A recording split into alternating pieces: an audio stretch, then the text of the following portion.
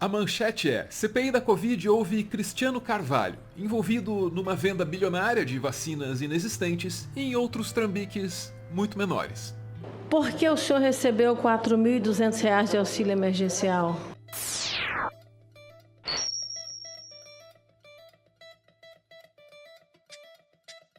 A essas alturas, você já conhece a história. Um policial militar de Minas Gerais, chamado Dominguete, estava atuando como cambista de vacinas. Ele foi a um shopping de Brasília se encontrar com representantes do Ministério da Saúde. Entre um shopping e outro, ouviu de um cara chamado Roberto Dias que eles até poderiam fechar o negócio, mas só se o Dias recebesse uma propina de $1 por dose de vacina. Acontece que Dominguete e Dias são só dois dos personagens do vasto, numeroso, gigantesco elenco dessa peça. Esse aí, por exemplo, é o Cristiano. Ele é o representante da Davat Medical Supply, a empresa em nome da qual o PM Dominguete estaria atuando meio que informalmente. Estando nessa posição, o Cristiano tem muita informação sobre quem faz o que dentro do Ministério da Saúde.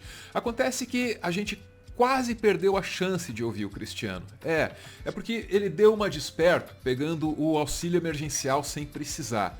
Não satisfeito com isso, resolveu mentir a respeito desse assunto para a CPI. Quase foi preso.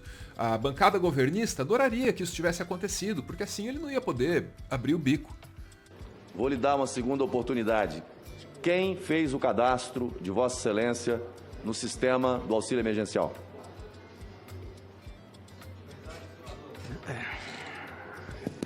Excelência, eu vou retificar a informação e dizer que fui eu mesmo que fiz, tá? Infelizmente, eu estou sendo colocado numa situação constrangedora. No momento, eu precisava.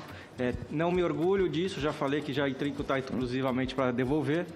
E estou aqui para prestar os esclarecimentos que forem necessários. Senhor presidente, nesse momento, o depoente acaba de narrar que mentiu conscientemente diante da CPI da pandemia, sendo o caso para prisão em flagrante. O Cristiano se safou e entregou os nomes que a gente precisava ouvir. Invariavelmente, esses nomes vinham acompanhados das patentes. Coronel isso, sargento aquilo e por aí vai. É muito militar nesse rolo. Até quem o Cristiano achava que era civil, acabou que tinha uma farda no armário. Coronel Odilon. Odilon é coronel? E quando você começa a confundir os nomes e as patentes, aí surge mais um militar que ele esqueceu de mencionar. Excelência, só faltou um... Por favor. Faltou um militar, o Henderson Araújo de... Ah, o Henderson. Ele é... Major, né? Quem? Da FAB. Todos esses militares estavam pendurados nesse esquema na expectativa de ficar com alguns centavos daquela propina de $1 por dose de vacina. Vacina que, é sempre bom lembrar, jamais seria entregue. De novo, é tanto militar, mas tanto militar, que até os senadores se perderam. Agora nós estamos diante, só hoje, de 2 Élcios e de não sei quantos coronéis. Eu confesso que eu perdi o fio. Eu gostaria até que pudéssemos lembrar. É Coronel Elcio Franco? Começa com o Sargento Roberto Ferreira Dias, sargento aeronáutico que tem inclusive troca de WhatsApp, pelo que o Cristiano relatou. Seguimos com o Coronel Marcelo Blanco, né? Vamos na sequência. Aí tem que o Coronel Marcelo Blanco era o assessor do Então vamos lá, o primeiro, Roberto Dias, era... Sargento Aeronáutico Roberto Ferreira Dias, Coronel. Que era diretor de logística. Quantos aí coronéis? Segue. Coronel Marcelo Blanco, que era assessor do Ministro da Saúde. Outro coronel. Coronel Bechá, que era coordenador geral de planejamento do Ministério da Saúde. Outro coronel. Coronel Pires, que é o coordenador do Plano Nacional de Operacionalização das Vacinas. Ainda tem mais, não acabou não. Tem o senhor Laurício, que eu estou lembrando aqui a patente dele. Não sei se ele é coronel, mas o senhor Laurício, que é o diretor do Departamento de Imunizações. E tem ainda o Coronel Guerra, lá em Washington, que é assessor do adido militar, segundo relatado aqui pelo Cristiano. É o Coronel Guerra que faz o contato com a Davat lá nos Estados Unidos. Bom, senhor presidente, isso tudo mostra que há não só muita coisa estranha nesse processo. Parece-me que ainda tem o Coronel Odilon. Coronel o quê? Odilon. Ah, esse eu não... E por fora ainda tem... E por fora tem o reverendo Hamilton. O reverendo mencionado aí, ele estava prometendo levar a galera da Davat para se encontrar com o presidente da República. Mas não se engane, porque o esquema era mesmo de militares. Graças ao celular apreendido do Dominguete, a gente sabe que esse reverendo aí estava entrando de penetra na festa da propina. Vejam este áudio do senhor zombando do reverendo. Seu e-mail que falaram que mandaram pro Herman, que o Ministério convidando o Herman para vir ao Brasil. Dominguete, esses caras não são sérios. Esse pessoal do reverendo é pilantra. Você me desculpa, Dominguete. Eles não têm acesso a ninguém. O reverendo não tem influência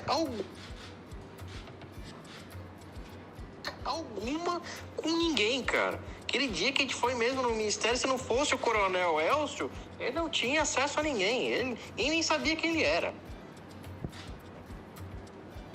Eles são bandidos, Dominguete. São bandidos. Tem um tal de Donizete ligando pro Guerra, ameaçando Guerra em nome da Senar. Apelidando a Senar, Secretaria Humanitária de Picaretagem Nacional.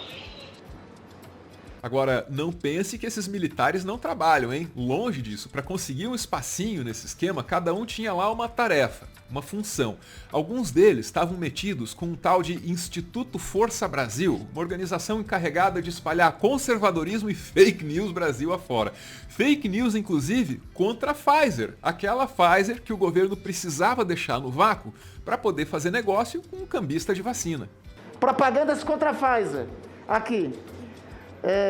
Quase 200 americanos morreram devido à vacina da Pfizer. Esse é o Crítica Nacional, patrocinado pelo Força Brasil, que tem como seu vice-presidente o senhor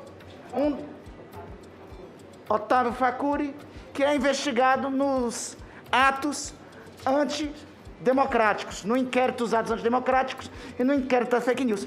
No fim, a gente pode organizar toda essa galera fardada e corrupta em dois grupos, cujos cabeças a gente ainda precisa entender direitinho quem são. Um grupo era representado dentro do Ministério da Saúde pelo coronel Elcio Franco, que é aquele cara meio sinistro, com o broche de caveira. O outro grupo tinha no Ministério o sargento Roberto Dias, aquele que é ligado ao Ricardo Barros. A princípio, seriam duas quadrilhas diferentes, uma de militares ladrões e outra de corruptos do Centrão. São dois caminhos completamente diferentes. O Roberto Dias não tinha conhecimento que a gente estava falando com o Elcio Franco naquele dia. Inclusive, eu relatei aqui há pouco, que inclusive recebi uma ligação naquele mesmo dia daquele senhor Odilon, me perguntando se eu que tinha um contato com o Roberto Dias, me indagando se eu tinha estado no Ministério. Mas o senhor sentiu uma certa divergência entre esses dois grupos? Excelência, o que eu senti do Elcio Franco é que ele não tinha conhecimento algum do que o Roberto Dias estava tratando. Isso me chamou bastante atenção. Inclusive, eu fiz questão de mencionar isso a ele, porque eu também estava achando estranho, porque você negocia com uma pessoa, negocia com outra, dentro do mesmo ministério, por um assunto tão grave, que é vacina, né? Acontece que nessa segunda quadrilha também sobrava militar, como a gente já viu aí. E olha, para fazer trambique, eles eram muito ativos mesmo. Procuravam os estelionatários diariamente. Era quase que um assédio. A mensagem. Desculpa. Boa noite, Cristiano, às 19h10. Roberto Dias, diretor de logística do Ministério da Saúde. Ligação de voz perdida, 19h40. Novamente. Boa noite, Cristiano. 19h41. Aguardo seu contato. 19h53. Outra ligação perdida. Quando puder, me ligue. Era o oposto do que a Pfizer estava fazendo com o governo. O governo, através do Roberto Ferreira Dias, estava fazendo... Era o inverso da presidente, Pfizer. Era o inverso da Pfizer. Senhor relator, deixa eu só... Esse Elcio, eu recebi aqui de uma internauta... Pense numa coisa bonita, né? Ô, presidente, presidente. Que é isso? É óbvio que essa gente não agia sozinha. A questão é até onde ia esse esquema, hein? Cada vez mais senadores estão se permitindo cogitar o que o Rogério Carvalho vai dizer aí com todas as letras. Pelo que a gente está vendo aqui, o esquema de corrupção vai dos membros do Ministério até o presidente da República. Pois é, não por acaso o Bolsonaro usa as Forças Armadas para tentar intimidar a comissão e impedir a investigação de avançar. A CPI da Covid agora entra em recesso. Novos depoimentos só a partir do dia 3 de agosto. Com o Congresso em recesso e com o presidente da República ainda fora de cena, em função dos seus problemas de saúde, pode até ficar parecendo que o Brasil entra agora em uma espécie de estasis, aquele estado em que nada flui, nada acontece, nada se move. Só que não se engane, porque, como a gente sempre diz aqui, no Brasil desses tempos morre-se de tudo menos de tédio. E não há estabilidade à vista. Para continuar fazendo conteúdo e, quem sabe, expandir o projeto, o Meteoro depende de contribuições. A chave Pix do canal é essa aí, pixmeteoro@gmail.com. Você pode ajudar, mas claro, só se você quiser. Muito obrigada por ver esse vídeo até o final.